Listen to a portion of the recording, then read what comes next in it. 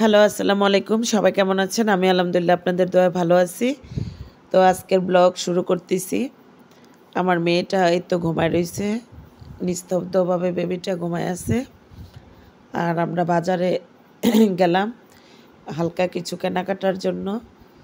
আমাদের ভাড়াটিয়া আছে, আশেপাশের কয়েকটা ফ্যামিলি আছে। ওদেরকে একটা সেমাইয়ের প্যাকেজ দিব।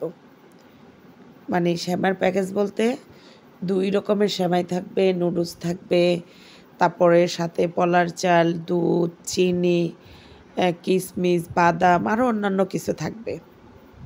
তো এই দোকানটাতে আমার আব্বু সবসময় খরচ আনতো। এখন তো আমার বাবা প্রবাসে থাকে, আমি আবার এই দোকানটাতে এখন খরচ আনি আর কি। এটা আমাদের চান্দিনা বাজার, নাম হচ্ছে রবি দাদার দোকান। আর আমার গলাটা আজকে বৈশা রয়েছে। ঠান্ডা পানি খেয়েছি প্রচুর, ফ্রিজের পানি গরম ঠান্ডায় ধরছে, আবার গলাটা আগের মতো হয়ে গেছে। বয়সটা এই জন্য এরকম হইতেছে। তো এই তো বাজার থেকে চলে আসলাম, আর সে কী করতেছি দেখাইতেছি। আবার বাজারে যেতে হবে বাচ্চাদের কেনাকাটার জন্য। এখন এগুলা নিয়ে চলে আসছি। এত গরম, এত রৌদ্র, মানে ওইখানে থাকা যায় না, এতটা রৌদ্র। আর আজকে প্রচুর ঠান্ডা পানি খাইছি ফ্রিজে।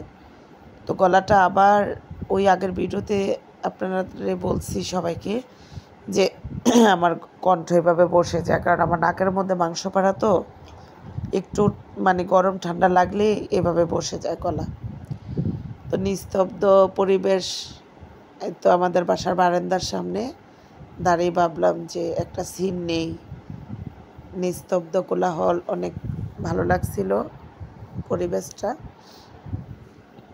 তো আমি গোসল করে বাইরেলাম, বাড়িয়ে তো চুলটা ছাইরা ভাবলাম যে একটা ভিডিও নেই। কারণ আপনারা তো বলবেন কার সাথে কথা বলে জিনের সাথে নাকি বকবক করে, এই জন্য আমার ফেসটা দেখানোর চেষ্টা করলাম।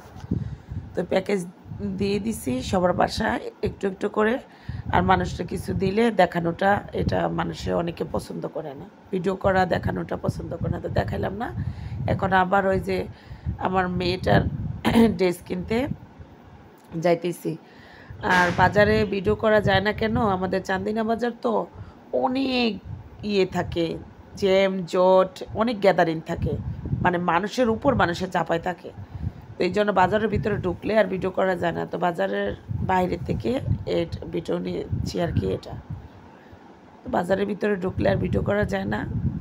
তো বাজার মেয়েটারে ড্রেস কিনা নিয়ে আসলাম। আয়সা এই তো আমার মেয়েটার আমি যেই জামাটা বানাই দিছি ওইটা পরে রয়েছে।